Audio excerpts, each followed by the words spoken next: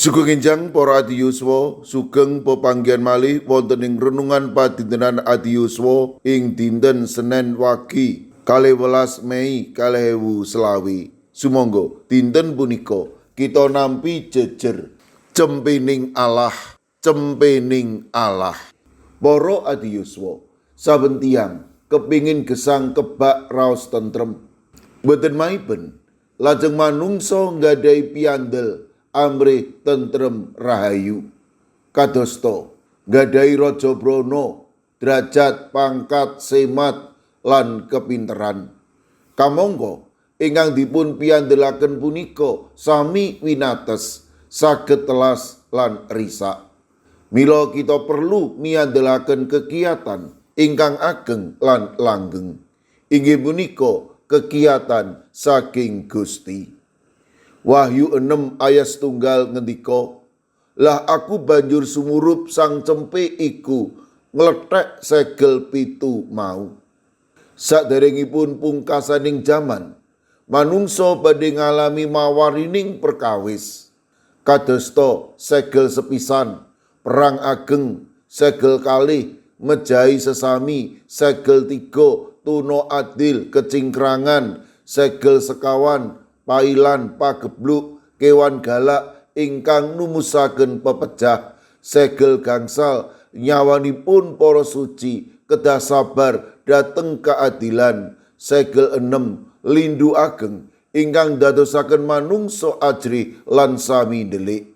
Menawi kita raosaken kawontenaning segel-segel ingkang kabikak punika gegirisi sanget, nanging ingkang langkung penting inggih punika ingkang bikak segel punika sang cempening Allah piyambak, inggih menika Gusti Yesus. Punapa kemawon ingkang badhe kelampahan wonten ing jagat punika, sedaya punika wonten ing panguwasipun Gusti Yesus. Para adiyuswa, monggo senajan wonten pameca ingkang gegirisi wekdal ngajeng, kita kedah sumindhi ing Gusti Yesus minangka cempening Gusti. Awit namung ing Gusti Yesus wonten raos tentrem rahayu lan gesang langgeng. Mila monggo nalika nglampahi gesang punika sampun ngantos giris, sampun ngantos ajrih lan tetep kumandel dhateng Gusti Yesus minangka cempening Allah. Amin. Matur nuwun Duh Gusti. Dinten punika kawula sinau pilih paduka menika cempening Gusti. Paduka menika ingkang ngasta raos tentrem rahayu dhateng jagat punika. Senajan mawarining perkawis nempuh gesang kawula, ananging paduka menika kuwaos ngadepi sedaya perkawis. Kawula pasrahaken para adiyuswa dalasan anak putu kawula ing pundiya papan. Monggo paduka ingkang reksa, paduka ingkang mitulungi, malah kepara berkah paduka matumpa-tumpa ing satata gesangipun.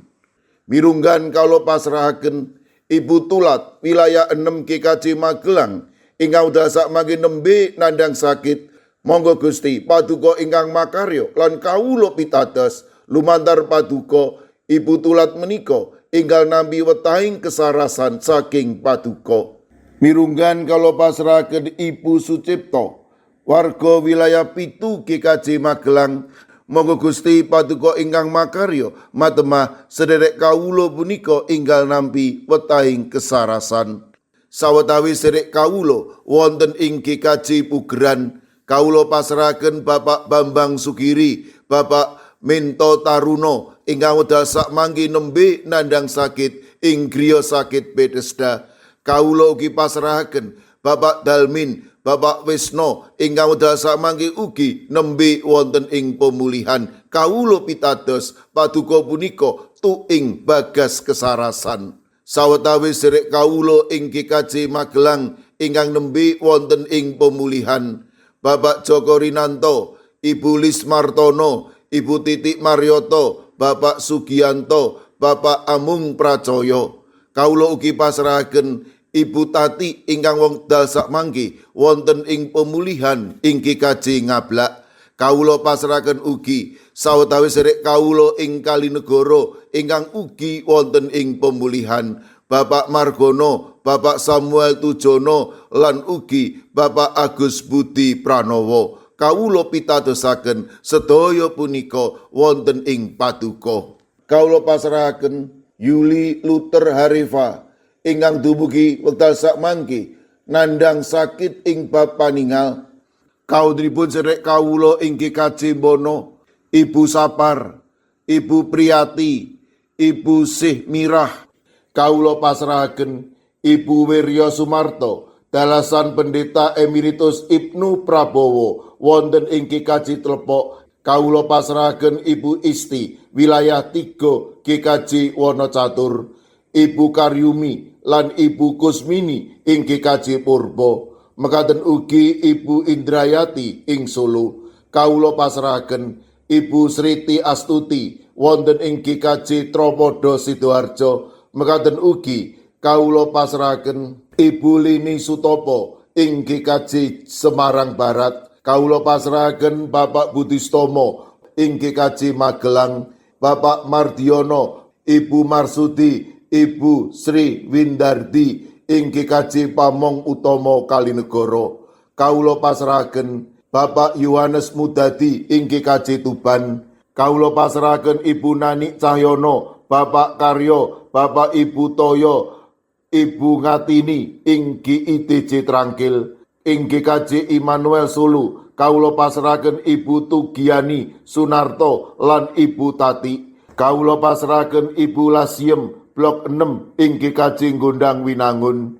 Ing GKJ Wonosobo, kawula pasrahaken Bapak Lazarus Samijan, Bapak Yusuf Sunaryo, Ibu Endang Sarjono, Ibu Rodiah Sumardi.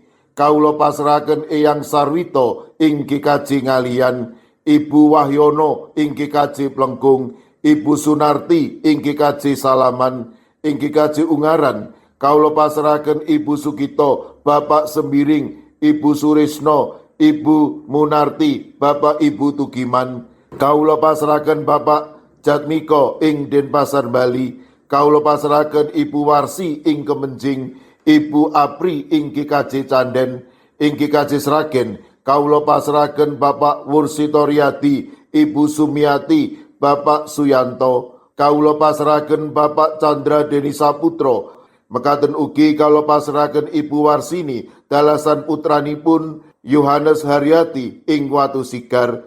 Ing GKJ Mijen, kawula pasrahaken Bapak Budiono Arung Puji, Ibu Elizabeth Indarwati, Bapak Tri Kartono, Bapak Waryono lan Bapak Moses Taji.